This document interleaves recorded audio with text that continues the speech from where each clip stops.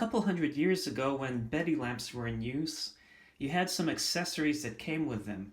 For example, tethered to the lamps themselves, you had a chain with a little poker to adjust the wick, and these are missing in so many examples, but you still do find some examples with the chain. But you also had these lamp stands, which are little pedestals.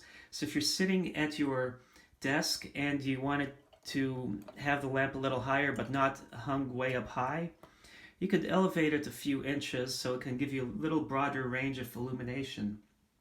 Now what I have here is a late 1700s French or German miner's Betty lamp. And this is a nice example.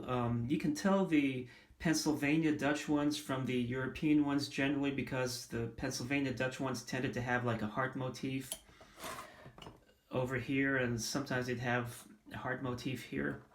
I have a couple of the Pennsylvania Dutch ones, but this one, it still has a chain and it's in much nicer shape. Anyway, so these pedestals tend to cost close to $1,000 for the less expensive examples. So it's cost prohibitive to purchase a pedestal for the average or novice lamp collector.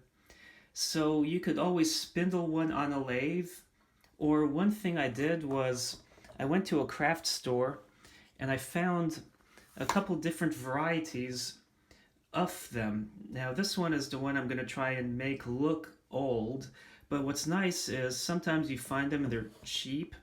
They're like cheaply made that you can see a crack here, a crack there, which helps make it look a little older. Sometimes you, oops, I bumped into the camera. Sometimes you can find little cracks in these. It's just, you know, if you shop, you can look out for some of those examples.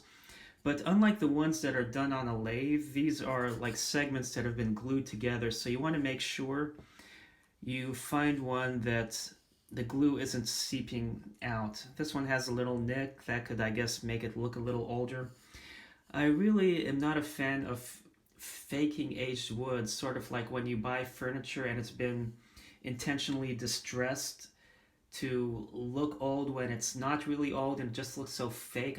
Or take plumbing when you have the antiques or so-called antiqued bronze look, which looks really hideous. I don't know why anyone would buy that. Anyway, what I'm gonna do, let me get these out of the way and just keep this pedestal.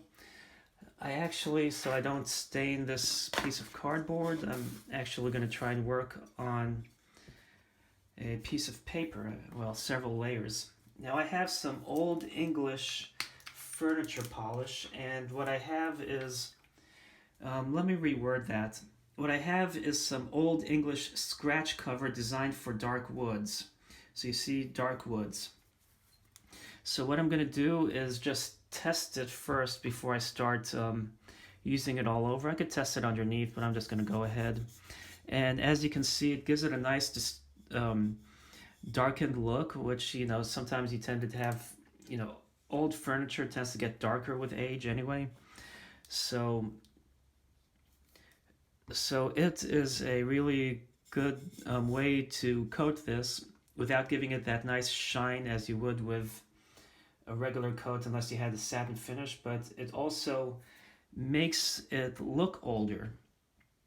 So that's what I'm trying to achieve. Let me tear a sheet of paper towel. So now I'm going to try and just spread some with a paper towel. It might be easier to spread with my finger. So yeah, the paper towel is soaking it all up. And you know, the more coats you give, the darker it will look. Now, unlike regular furniture stain like you buy for woodworking, with woodworking stain, I've noticed that the more coats you give something, it eventually starts having a little shine to it. So by using the scratch, this Old English scratch cover, you actually will be able to not have as much of a shine. There will be a little, I guess, as you add more coats, but I'm going to go ahead and coat this and then we'll look at the finished result. Before I show you the finished product, I want to show you a couple examples of wood with lighting. Over here I have a rush light holder. Now this is the monkey tail design, And there are so many fakes out there, and there are so many modern ones that are made by blacksmiths. So to identify an original, one of the simplest ways is if the hinge wiggles. That would wiggle heavily from years of use, whereas a new one, when they hammer this in, would be nice and tight. And you know, there's nothing wrong with the newer ones because they're made and they're practically identical to the older one, other than age and actually being used. Also, this block of wood, I'm sure it's been like preserved using wax or something on there, but it's really dark and black.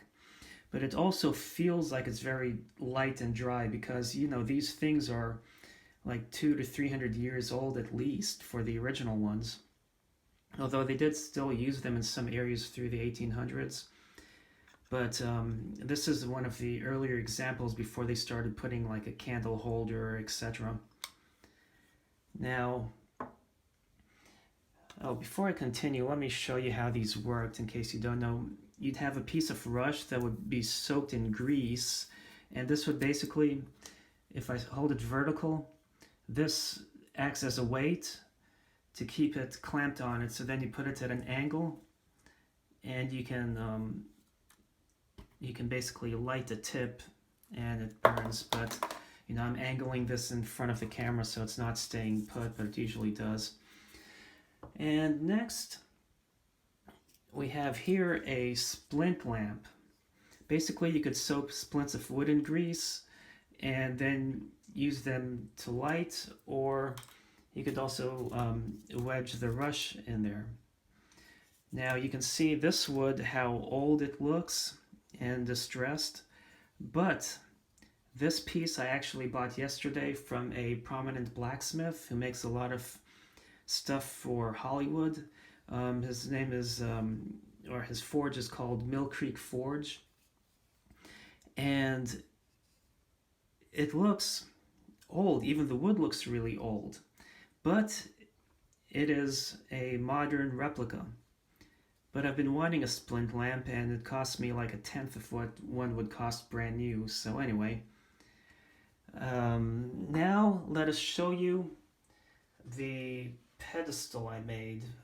Let's see. Let me remove some of the paper that's... Okay, put a clean sheet of paper.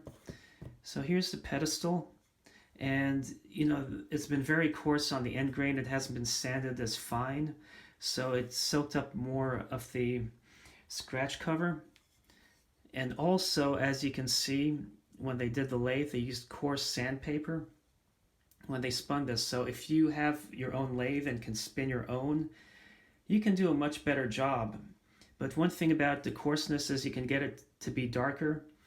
And I actually learned this trick for using the scratch cover to make things look old, even though mine doesn't really look old. This is the first time I try making my own pedestal for, you know, some Betty lamps. So I learned it from the blacksmith. He used to, or what he does is he showed me how you can use that to help make things look old and act as a preservative. Now this thing, it hasn't really dried yet, and I don't want to immerse my lamp on it, so I'm going to actually cut a square sheet of paper. Whoops. Okay. So anyway, let me actually cut a smaller sheet just as a little barrier.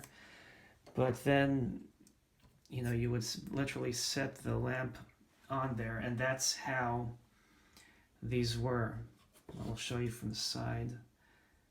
So anyway, I hope you found this useful in finding a way where you can have a display like they used to be used 200 years ago without forking over $1,000 or $2 on an original or counterfeit. You know, if you accidentally buy one counterfeit and pay the price of an original. So anyway, now you can have you a simple for like $6 at a craft store stand for your displaying your Betty lamps. Anyway, thanks for watching, and I hope you found this video useful and informative.